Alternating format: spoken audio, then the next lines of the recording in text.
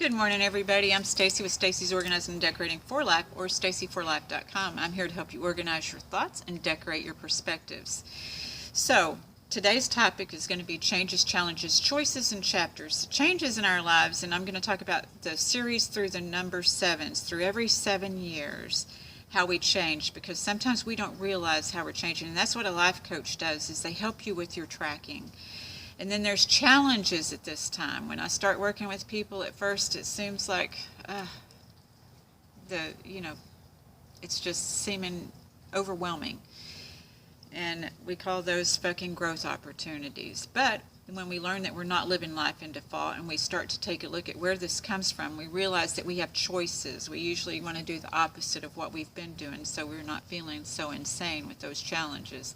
And then as we look at these every 7 years, we realize that life is a series of chapters, and that we can change and write the pages of our chapters, and that's what all this leads to.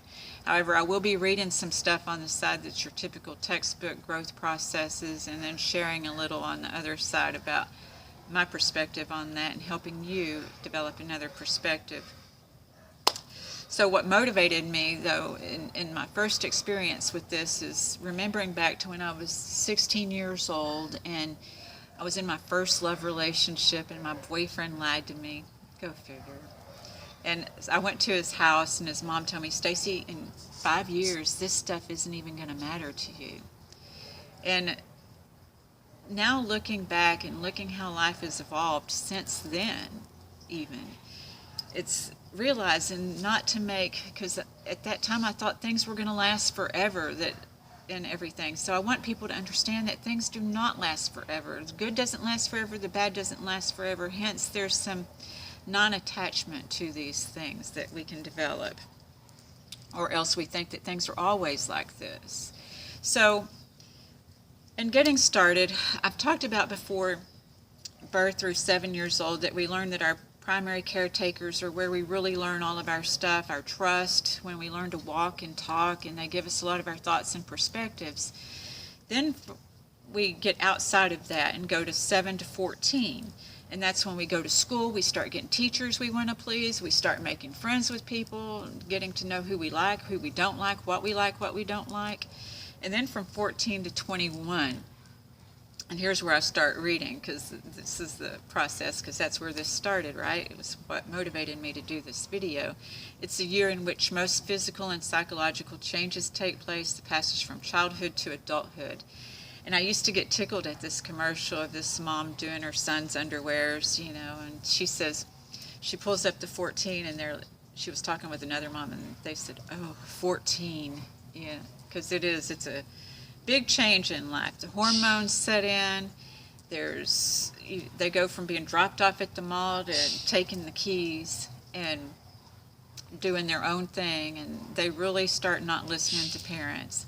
21 to 28.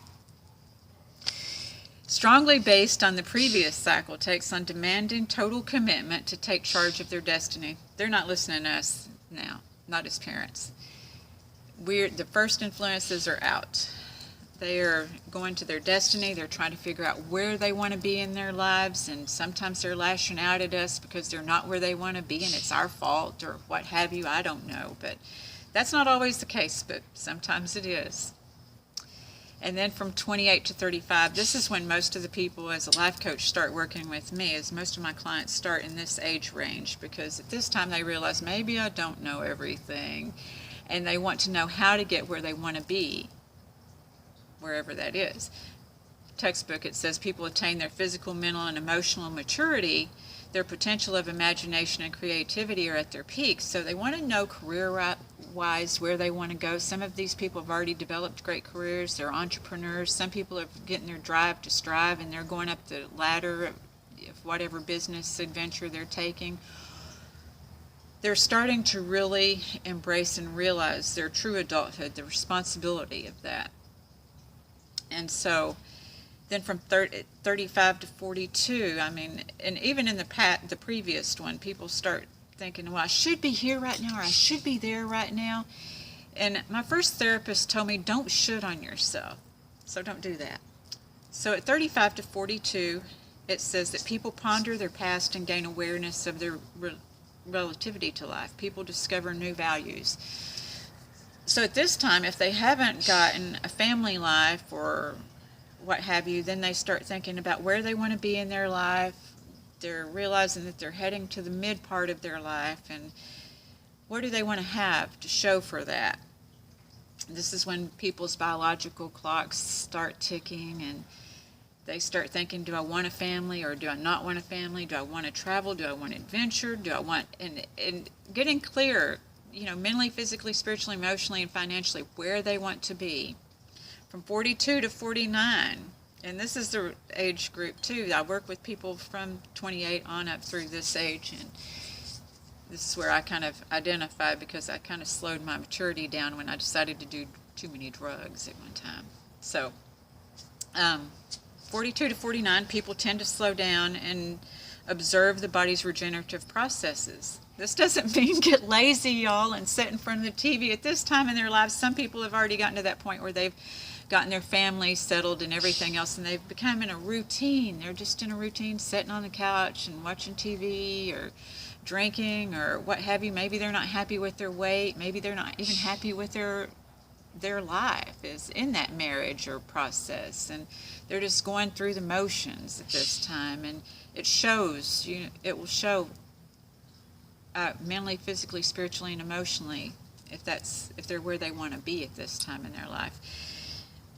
But it does say that they desire more tranquility and may desire an interest in studying something new. And this is where it comes in for me. The tranquility to me comes with spirituality. That's not religion. However, all the religious practices have the number 7 involved in it too. Isn't that a coincidence? Maybe not. So I really like this nowadays, and that's part of the something new for me, is I want to study different things, think outside of the box, and that outside of the box is outside the TV set, because if you're watching somebody else's life on TV, probably you're not where you want to be mentally, spiritually, physically, emotionally, and financially, because I know in part of that growth process as a child, I would watch the soap operas with my grandparents, and I would think that was what life was like. But life doesn't have to be like that. Now what I study is mystics and things like this. What did the mystics try to teach us, and mysticism and science, and how this all relates, and the relativity of everything? I want to know about life. I have struggled with grief and everything else, and life becomes more important. Birth and death are definite parts of life. You're not going to avoid them. And so it's learning to stay present. And what can I learn today? What can I experience today? So when we look at the number 7, not just in this growth process, and it can be anything from the principal notes of music, the primary colors are 7, the chakras are number 7, if you go there. In the Kabbalah, it's the 7 alchemical planets. In Christianity, the 7 seals are 7 mentioned many times in the Bible. And in Judaism, there's 7 degrees of perfection and more. In Hinduism and Buddhism, there's 7 rays of the sun of Buddha and 7 states of nirvana. And if you don't believe in any of that, then there's also 7 on the slot machines if you go to the casino. So isn't it interesting? Have you ever wondered why 7 is in everything? When I look back 7 years ago, did I know that I would be here in beautiful Cancun? No. When I look back 14 years ago, did I think my life would be as it is today? That would be a resounding hell no, because I was a divorced single mom at that time. I had 2 children at that time in the physical. Now I have 1 in the physical. So I have gone through the challenges, the FGOs, fucking growth opportunities and such, and had to evolve. And I guess that's probably a lot of the reason that I do look at being connected more so with the universe and stuff and understanding than vegging out. So, but I did not expect my life to be this way. With that all being said, is that next week we're going to talk about, because I'm going to be coming to you from beautiful Cabo. If you would ask me 7 years ago if I would be working and coming to you from beautiful Cabo, I would have said no, because I didn't know.